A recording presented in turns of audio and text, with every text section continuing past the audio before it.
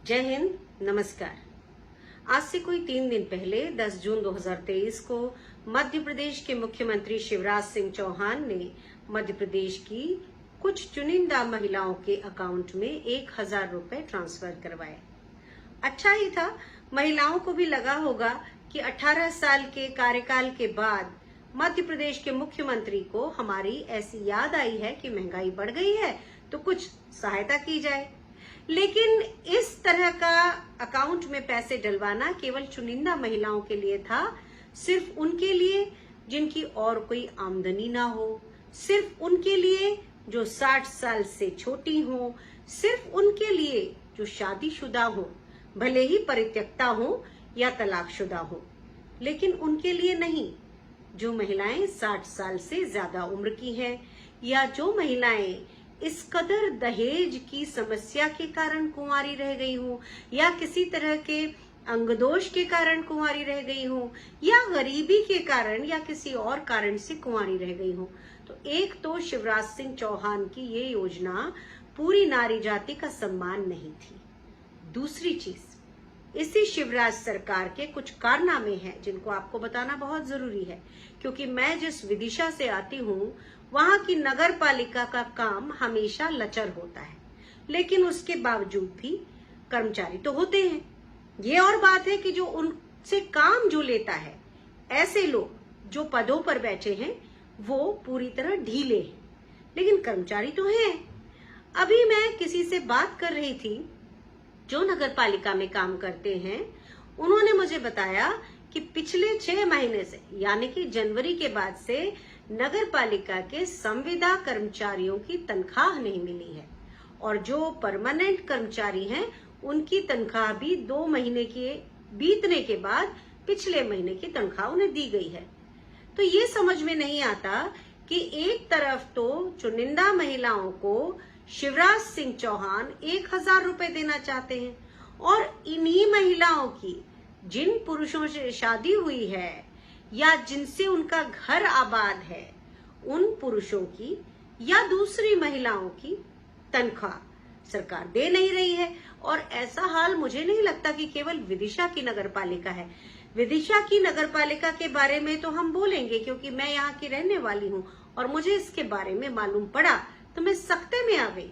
मुझे ये भी मालूम पड़ा कि विदिशा के जो यशस्वी विधायक हैं वो इस मुद्दे को इस बार विधानसभा में उठा रहे हैं, लेकिन मुसीबत ये है कि जो लोग इससे प्रभावित हैं वो लोग इतने डरे हुए हैं कि वो सरकार के खिलाफ कुछ कहना ही नहीं चाहते, यानी कि गरीबी में जी रहे हैं, उनके पास पैसे नहीं हैं, हर तरफ से मुफलिसी छाई हुई है, फिर भी सरकार के डर से सरकार के खिलाफ जाकर अपना हक नहीं मान पा रहे हैं। तो ये एक ऐसी शोचनीय स्थिति है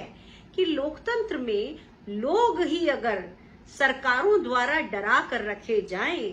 तो क्या तो लाडली बहन योजना है, क्या तो कोई और योजना है, क्योंकि घोषणावीर शिवराज सिंह चौहान ने पिछले 18 सालों में 20-22 हजार घोषणाएं कर डाली हैं। बर्बाद क्या है, आगे आगे पाठ पीछे पीछे सपाट। तो किसी भी बीजेपी के नेता को इन योजनाओं के ना तो नाम मालूम है, 2-4 योजनाएं जो एक दिन हेडलाइन में चमक जाती हैं, 4-6 महीने याद रहती हैं और उसके बाद गायब हो जाती हैं। जब 2021 में मैंने विदिशा लोकसभा की 4 विधानसभाओं की पदयात्रा की थी तो मैंने 99% गांव की महिलाओं को चूल्हे पर खाना बनाते देखा था। 1% शायद वे थी जिनके आय के स्रोत परमानेंट हैं, स्थायी है या उनके परिवार में अच्छे लोग हैं। लेकिन जब मैं चलती हुई जाती थी तो हर बार मैंने देखा कि महिलाएं कहीं सूखी लकड़ियां कहीं गीली लकड़ियां सिर पर ढोकर लाती हैं। तो इस तरह से उज्ज्वला योजना जो बड़े पैमाने पर बनाई गई वो भी फेल हो गई। तो भारतीय जनता पार्टी की जहां जहां सरकार है वहां केवल हेडलाइन बनाने के लिए योजनाएं लॉन्च होती हैं, थोड़े समय उनकी बात होती है और जैसे ही चुनाव की सरगर्मियां खत्म होती हैं वो योजनाएं भी ठंडे बस्ते में डाल दी जाती हैं और उन योजनाओं के बारे में लोगों को पता न चले इसलिए क्या हुआ है, आपने कल देखा ना, सतपुड़ा भवन के ऑफिसेज में फाइलें धू धू करके जली हैं। तो इसलिए हमारी बहनों को ये समझना होगा, इस देश की नारी शक्ति को, इस प्रदेश की, मध्य प्रदेश की नारी शक्ति को समझना होगा कि जो लोग केवल चुनावी बयार के बहते ही लाडली बहना कहने लगते हैं और अलग अलग योजनाओं की बात करने लगते हैं, यहाँ तक कि कांग्रेस के कंपटीशन में आकर ये भी कह जाते हैं कि हम भी सिलेंडर आपको सस्ता देंगे, क्या आपको लगता है कि वो अपने इन वायदों पर, अपनी इन घोषणाओं पर पूरे उतरेंगे? अगर पूरा उतरना ही होता तो चुनाव के आखिरी पल तक नई नई योजनाएं लॉन्च नहीं होती। अचानक हमारे वृद्धजनों को, बुजुर्गों को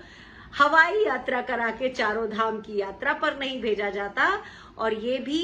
इसी का एक तरीका है कि जिससे वर्ड ऑफ माउथ से ये लोग शिवराज सरकार के बारे में प्रशस्ति गढ़ें और जो इनकी असल कमियां हैं, जैसे कि 9000 स्कूलों में पानी का ना होना, स्वास्थ्य संस्थाओं का बुरे हालात में होना, प्रदेश में बेरोजगारी होना और युवाओं का नशे में डूबा रहना, इन सब बातों पर किसी तरह कोई खोल चढ़ जाए, कोई मुलम्मा चढ़ जाए, लेकिन ऐसा नहीं होने वाला है। हम और लोगों के साथ मिलकर ये भी चर्चा करेंगे कि क्या शिवराज सरकार की सारी घोषणाएं पूरी हुई, और ये भी कि क्यों विदिशा नगर पालिका के कर्मचारियों को अब तक भी 6 महीने होने के बाद भी